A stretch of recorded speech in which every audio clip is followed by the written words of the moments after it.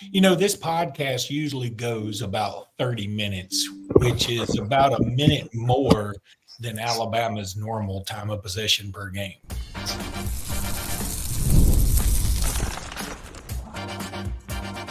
You are Locked On Bama, your daily podcast on the Alabama Crimson Tide, part of the Locked On Podcast Network, your team every day. Hey, everybody, and welcome back into Locked On Bama, AHSA Radio Network. Luke Robinson, that's me. Bama Online's Jimmy Stein, that's him. This episode is brought to you by Game Time. We'll talk about Game Time here in just a little bit. And want to thank you everydayers and you newbies because you all are the best. We love you. Even when you disagree with us vehemently on the chat.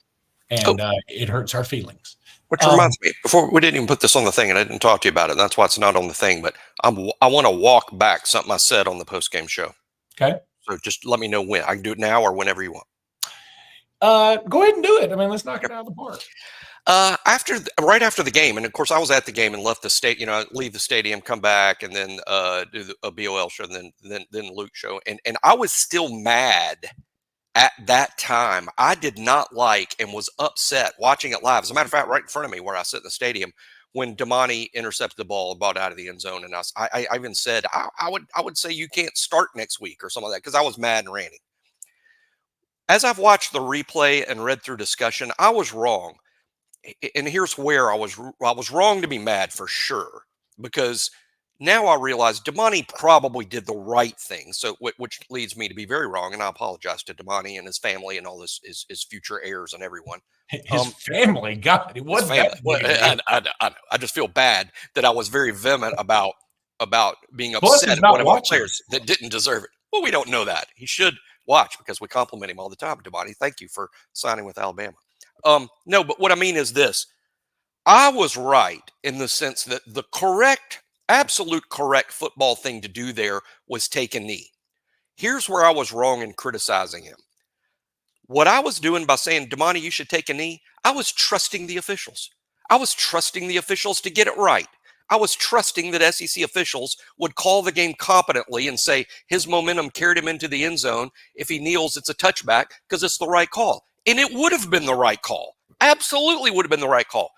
Does that mean the SEC officials would have got it right? Oh, heck no. Heck no. He was right.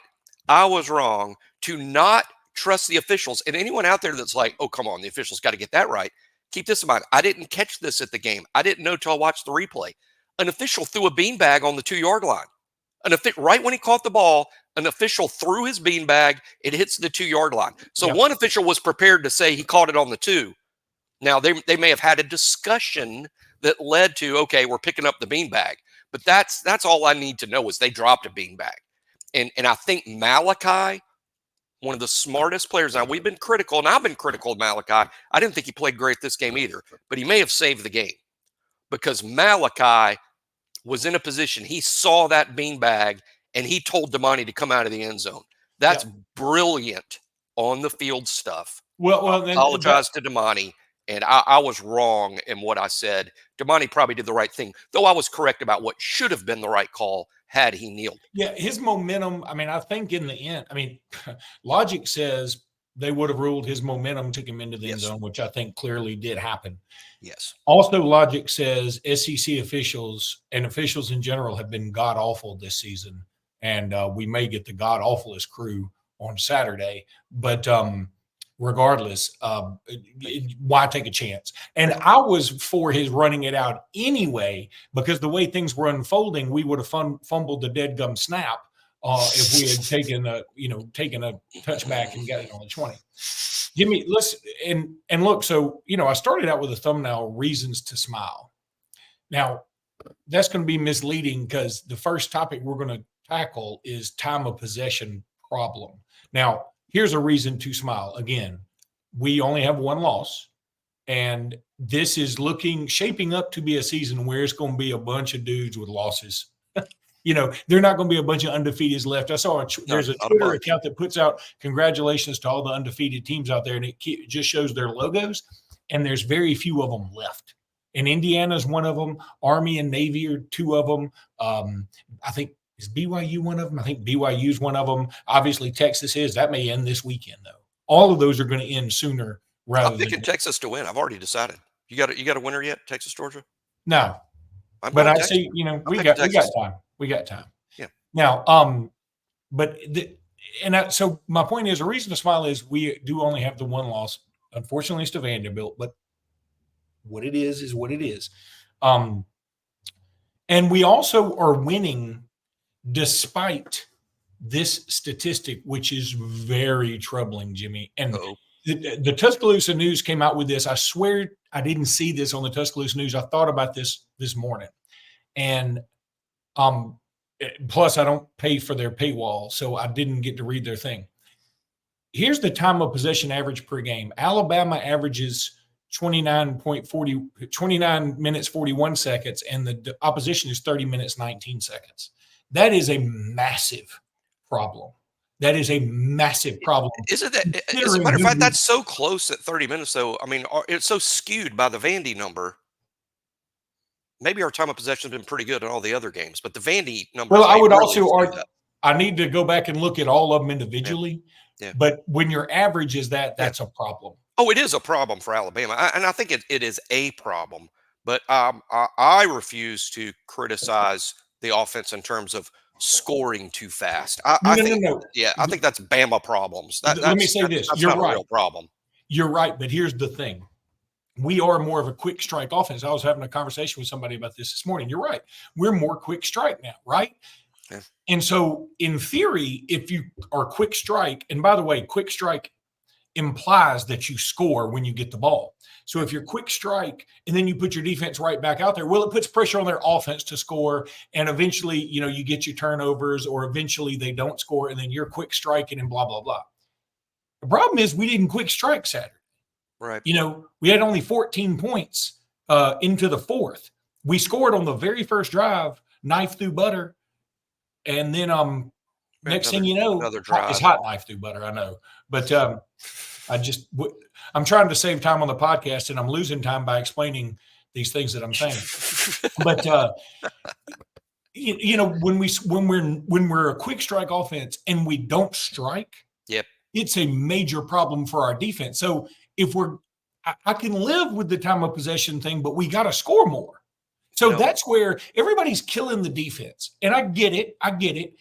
But there is a little more blame to go around on the offense.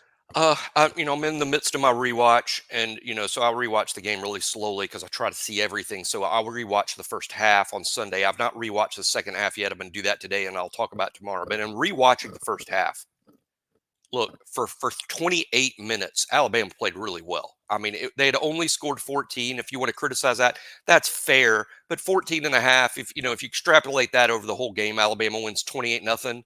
I'd have been okay with that. I mean, it's okay. The offense was okay. There were 2 scoring drives and then some bad plays.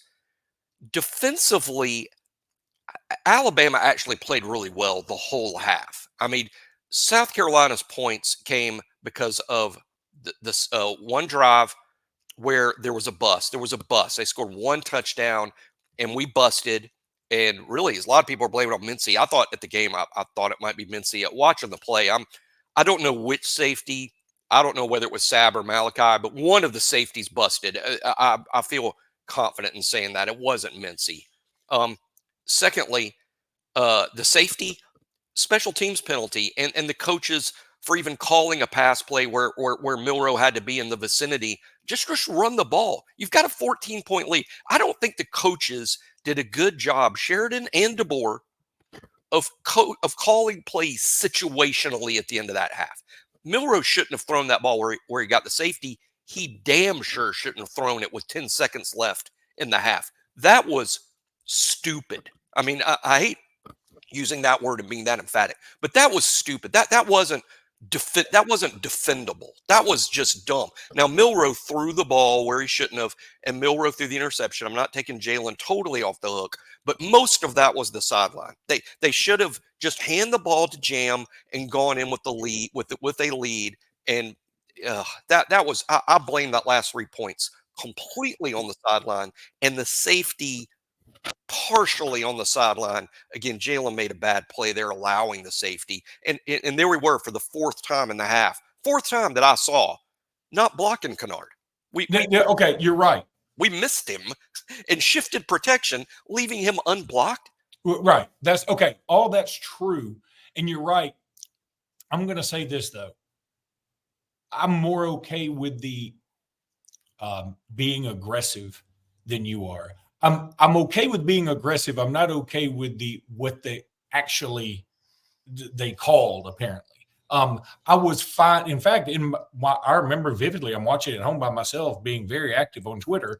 And I remember thinking, I kind of hope we take at least one shot right here and see what happens. Well, that play took a little long to develop, and we didn't block Kennard. Had you told me, okay, Luke, we're going to be aggressive, and get this, we're not going to block Kennard. Let's see how this goes. Then I would have said, no, call that off, man. So, but Jimmy, not blocking Kennard. It should be. You should come out of the quote huddle or whatever you want to call it these days. That should be the first thing. Where's Kennard? That should be the first thing. For whatever reason, we decided to put that last a few times. It just now some of it could have been the calls. I've been bragging on Brailsford all year about line calls. Some of it could have been on the field. Decisions that the 20-year-olds make, and those aren't always going to be great. No one gets that better than me, but some of it had to be the sideline. I just think the sideline was just not their best game. Let's talk a little LinkedIn, because when you're hiring for your small business, you want to find quality professionals that are right for the role. That's why you have to check out LinkedIn Jobs. LinkedIn Jobs has the tools to help you find the right professionals for your team faster and for free. LinkedIn isn't just another job board. LinkedIn helps you hire professionals you can't find anywhere else, even those who aren't actively searching for a new job but might be open to the perfect role. In a given month, over 70% of LinkedIn users don't visit other leading job sites. So if you're not looking on LinkedIn, you're looking in the wrong place. On LinkedIn, 86% of small businesses get a qualified candidate within 24 hours. Hire professionals like a professional on LinkedIn. Post your job for free at linkedin.com/lockedoncollege. That's linkedin.com/lockedoncollege. Post your job for free. Terms and conditions, yep, you can count on them applying.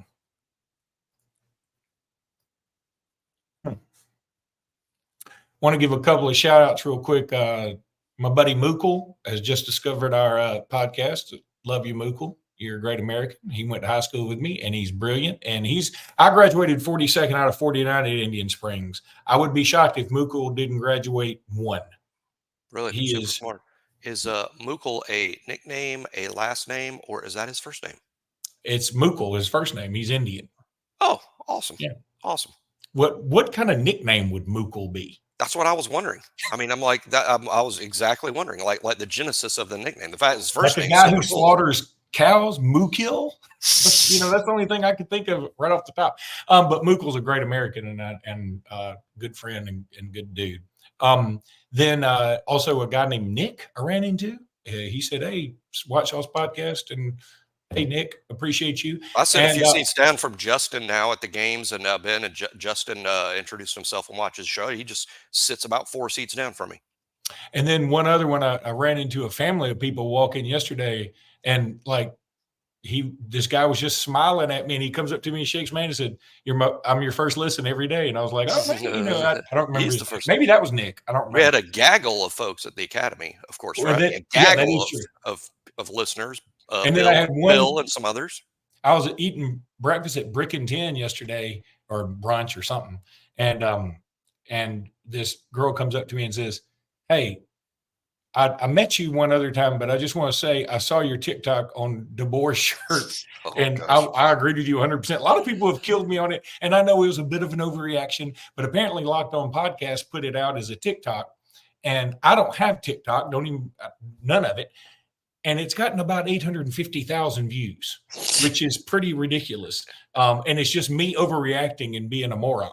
But anyway. You're viral. You should see your doctor.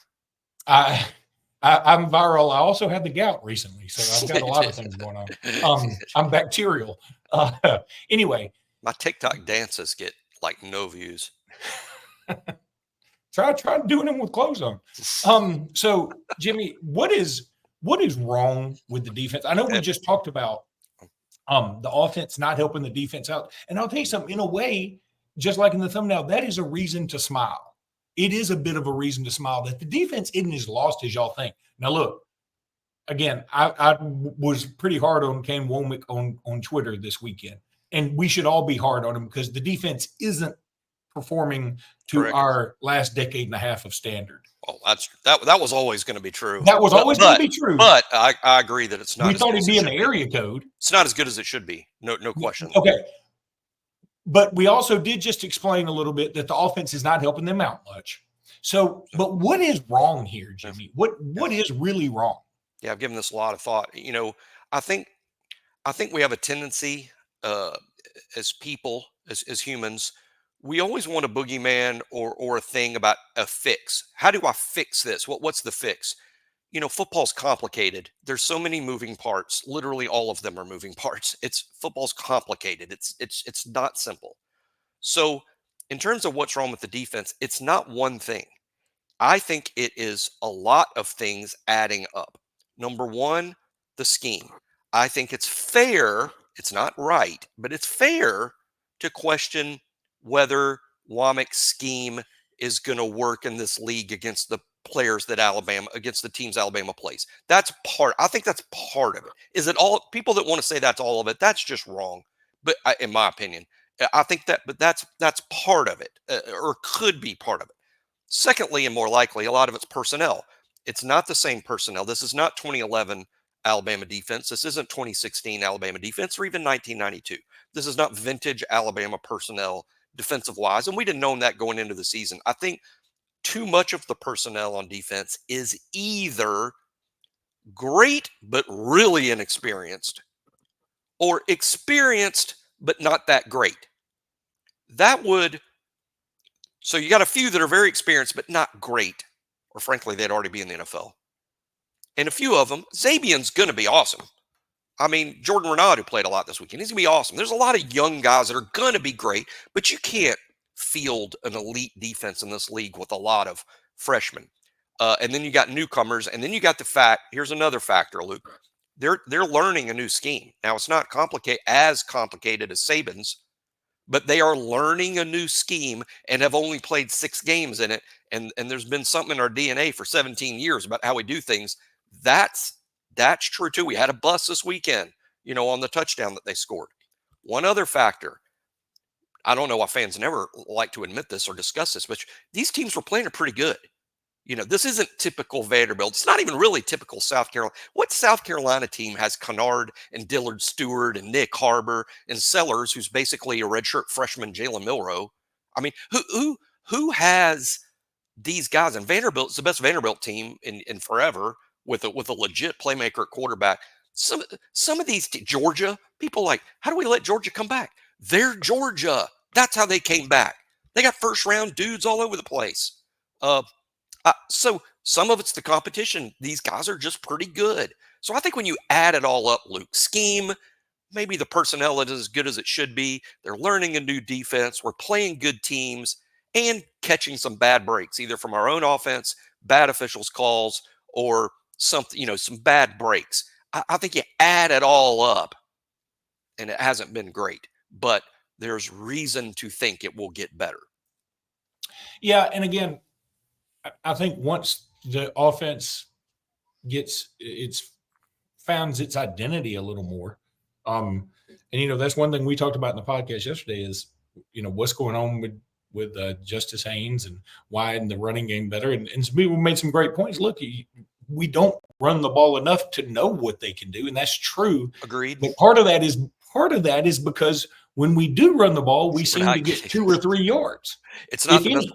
And we've been behind. I mean, that's another thing. We got behind against Vanderbilt. I mean, I happen to know we went into Nashville with the idea, okay, we're going to establish the run today, Justice and Jam, and we're going to do this. And then we look up at the scoreboard and it's 13-0. Then you got to do whatever it takes to win the game. And right now, Alabama doing whatever it takes to win the game, as crazy as this sounds, guys, but Alabama doing whatever it takes to win the game means Milroe taking the snap and either throwing or scrambling. That's what Alabama does best. That's what we do when our butts on the line, when our back's against the wall, when something's got to happen on offense. It's a throw or a Jalen scramble, which makes all the sense in the world. I think Luke's exactly right. We got to run it more to get better at it. But when we do run it, it hasn't been productive enough for us to really depend on it. But boy, it's critical as the competition's about to. I mean, we play Tennessee, Missouri, and LSU right in a row. We better start. We do have an off week. Yeah, but those are the next 3 opponents. We better figure it out.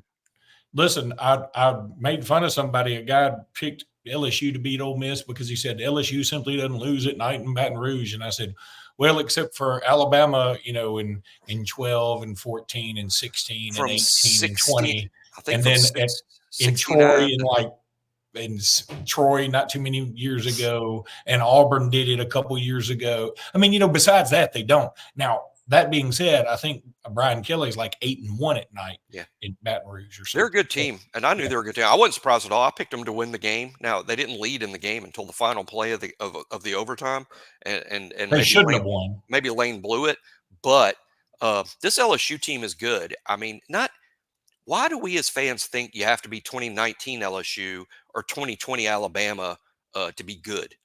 There's lots of good teams out there, and LSU's good. Are they flawed? Yeah, I heard Josh Pate say, I mean, I listen to Josh a lot, and he made a great point. He's like, okay, you got Texas and you got Oregon, and then the rest of the top 10 looks flawed. And it's going to make college football a lot of fun this year. But that's true. Texas and Oregon, hey, give them their props. Everybody else has problems, even when you're in the top 10. I'd put LSU in that group. They are ranked in the top 10. To me, they are a top 10 team. Do they have issues? Yeah. But they're also a top 10 football team. All right, let's talk a little game time. Listen, if you want to go to Knoxville this weekend, then you want to look on Game Time for that ticket. And if you're a new user, you want to use code Locked On Bama. Locked On College. Locked On College. Locked On College is the code for $20 off your first purchase. Terms do apply, but $20 off your first purchase on already what is the best price guaranteed is hard to beat. I've used Game Time for everything from World Series to college baseball to concerts to college football to college basketball. I may use it this weekend if it's available to go to the Bama basketball game Friday night. I'm looking forward to going to that. I hope to get to go, and I would probably use Game Time. So AP poll comes out today.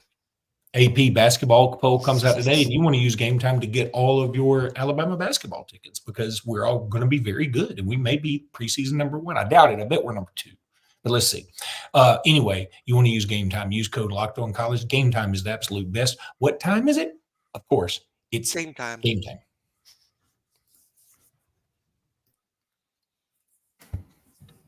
Talk a little recruiting. You have to put a smile on your face. There's a JUCO dude that visited this weekend, and he is a dude's dude. He looks like the kind of guy who went to JUCO and is mad about it. And he's like, I'm going to come to college and show some people what I can do.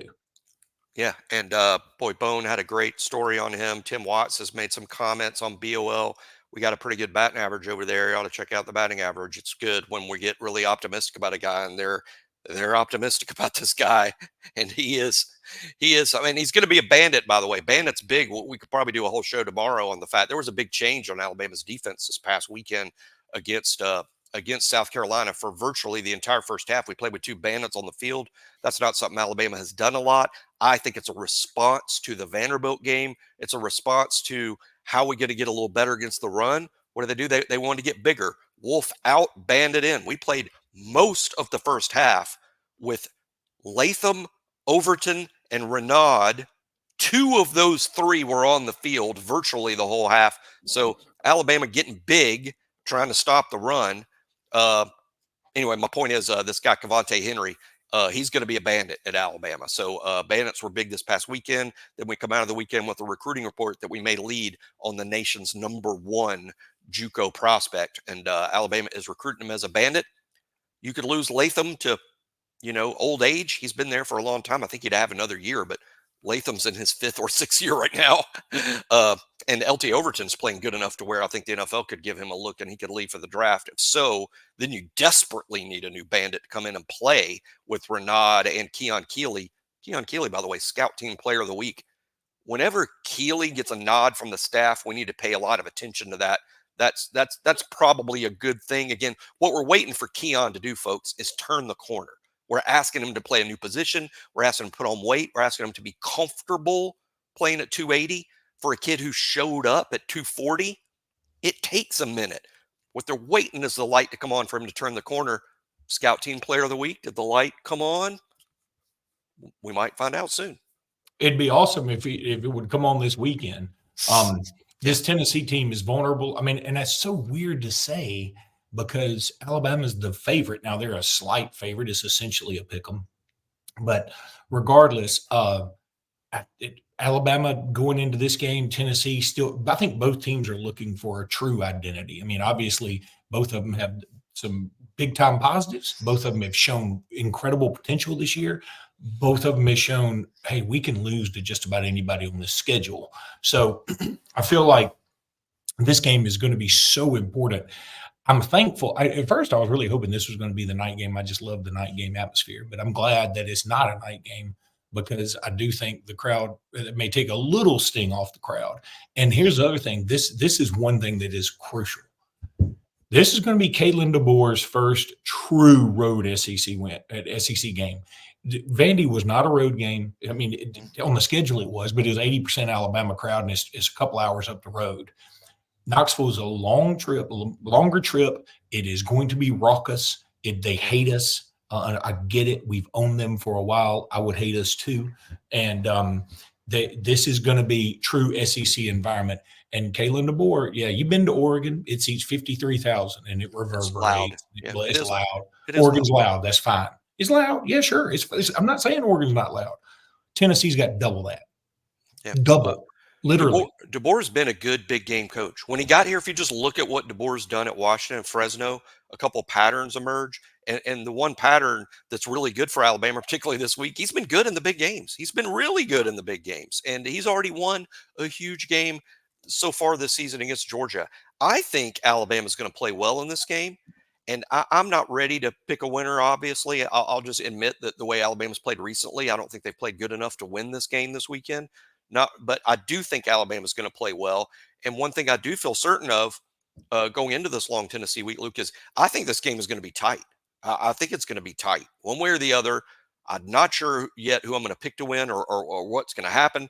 But I do think I'm pretty adamant about this game is going to be tight with the score probably in the 20s. Let me say this too. 24, 23-ish. Well, yeah, we'll talk about predictions later in the week. But this is my favorite game, second favorite game to wear road whites.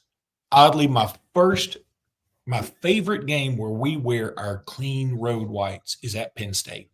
I just think that is so classic. That is so classic. I knew you were going to say it before you said it. Because I was thinking in my head about, is there? But yeah, I mean, I love. Penn State jumped in my head. I was about to say it's Tennessee, and then Penn State jumped in there. Because Penn State's got a classic jersey like Alabama.